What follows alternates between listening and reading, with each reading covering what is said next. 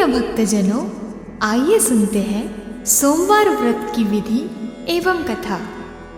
सोमवार व्रत की विधि।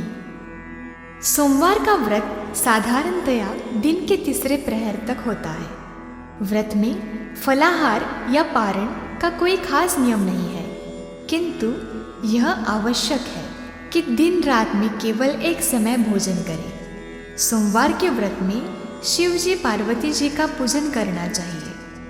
सोमवार के व्रत 3 प्रकार के हैं: साधारण प्रति सोमवार, सौम्य प्रदोष और 16 सोमवार विधि तीनों का एक जैसा है। शिव पूजन के पश्चात कथा सुननी चाहिए।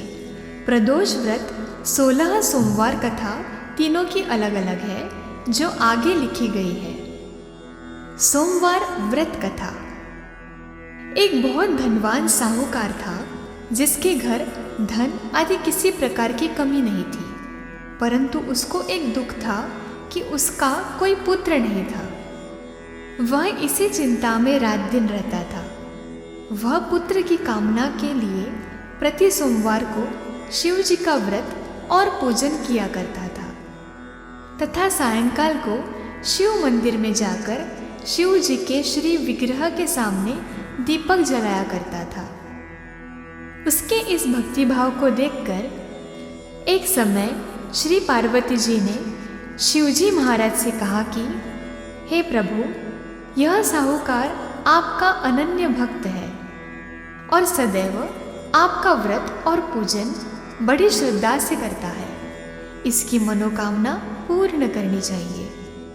शिवजी ने कहा, हे पार्वती, यह संसार कर्म क्षेत्र है। जैसे किसान खेत में जैसा बीज बोता है, वैसा ही वो फल काटता है। उसी तरह इस संसार में जैसा कर्म करते हैं, वैसा ही फल भोगते हैं।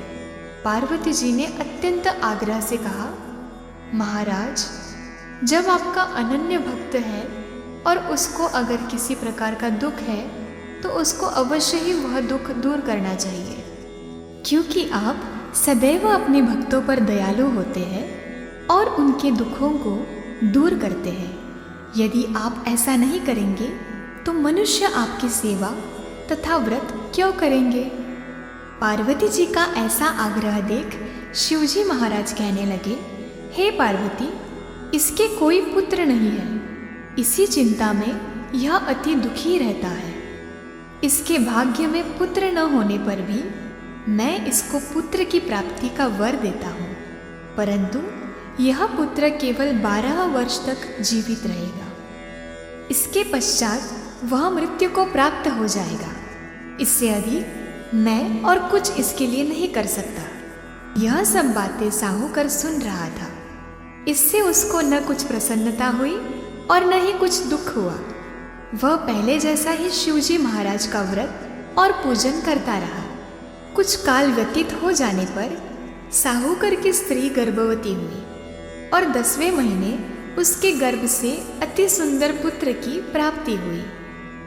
साहूकार के घर में बहुत खुशी मनाई गई, परंतु साहूकार ने उसकी केवल 12 वर्ष की आयु जान कोई अधिक प्रसन्नता प्रकट नहीं की और न ही किसी को भेद बताया। जब वह बालक 11 वर्ष का हो गया, तो उस बालक की माता ने उसके पिता से उसके विवाह आदि के लिए कहा, तो वह साहूकार कहने लगा कि अभी मैं इसका विवाह नहीं करूँगा, अपने पुत्र को काशी जी पढ़ने के लिए भेजूंगा। फिर साहूकार ने अपने साले अर्थात बालक के मामा को बुलाकर उसको बहुत सा धन देकर कहा, तुम इस बालक को काशी जी पढ़ने के लिए ले आओ और रास्ते में जिस स्थान पर भी जाओ, यज्ञ करते और ब्राह्मणों को भोजन कराते जाओ। वह दोनों मामा भांजे यज्ञ करते और ब्राह्मणों को भोजन कराते जा रहे थे। रास्ते में उनको एक शहर पड़ा। उस शहर में राजा की कन्या का विवाह था और दूसरे राजा का लड़का जो विवाह कराने के लिए बारात लेकर आया था, वह एक आंख से काना था। उसके पिता को इस बात की बड़ी चिंता थी कि कहीं वर को देख कन्या के माता पिता विवाह में किसी प्रकार की अड़चन पैदा न कर दे। इस कारण जब उसने अति सुंदर सेठ के लड़के को देखा, तो मन में विचार किया कि क्यों न दरवाजे के समय इस लड़के से वर का काम चलाया जाए। ऐसा विचार कर वर के पिता ने उस लड़के और मामा से बात की तो वे राजी हो गए। फिर उस लड़के को वर के कपड़े पहना तथा घोड़ी पर चढ़ा दरवाजे पर ले गए और सब कार्य प्रसन्नता से पूर्ण हो गया। फिर वर के पिता ने सोचा कि यदि विवाह कार्य भी इसी लड़के से करा लिया जाए तो क्या बुराई है। ऐसा विचार करके लड़के और उसके मामा से कहा, यदि आप फेरों का और कन्यादान के काम को भी करा दे तो आपकी बड़ी कृपा होगी और मैं इसके बदले में आपको बहुत कुछ धन दूंगा। तो उन्होंने स्वीकार कर लिया और विवाह कार्य भी बहुत अच्छी तरह से संपन्न हो गया। परंतु जिस समय लड़का जाने लगा तो उसने राजकुमारी की चुंदड़ी के पल्ले पर लिख दिया कि तेरा विवाह तो मेरे साथ हुआ है, परंतु जिस राजकुमार के साथ तुमको भेजेंगे वह एक आँख से काना है और मैं काशी जी पढ़ने जा रहा हूँ। लड़के के जाने के पश्चात उस राजकुमारी ने जब अपनी चुंदड़ी पर ऐसा लिखा हुआ पाया तो उसने राजकुमार के साथ जाने से मना कर दिया और कहा कि ये मेरा पति नहीं है, मेरा विवाह इसके साथ नहीं हुआ है, वो तो काशी जी पढ़ने गया है।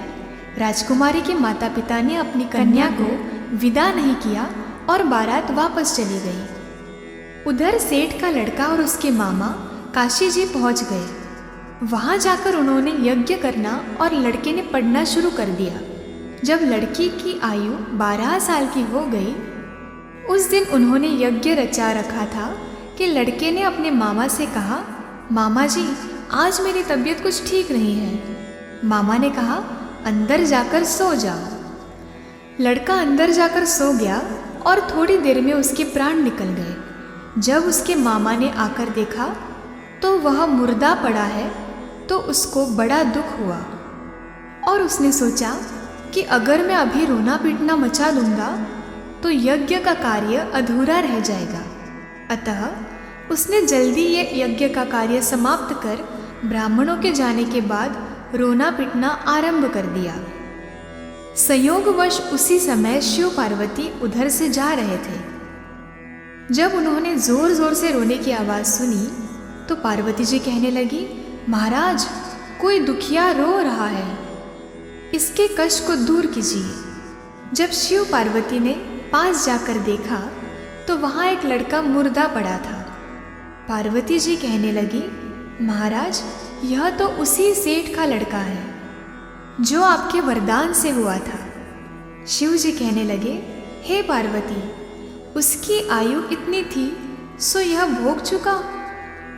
तब पार्वती जी ने कहा, हे महाराज, इस बालक को और आयु दो, नहीं तो इसके माता पिता तड़प तड़प कर मर जाएंगे। पार्वती जी के बार बार आग्रह करने पर शिव जी ने उसको जीवन दान दे दिया और शिव जी महाराज की कृपा से लड़का जीवित हो गया। शिव पार्वती कैलाश चले गए। तब वह लड़का और उसके मामा उसी प्रकार यज्ञ करते तथा ब्राह्मणों को भोजन कराते अपने घर की ओर चल पड़े। रास्ते में वे उसी शहर में आए जहाँ उसका विवाह हुआ था।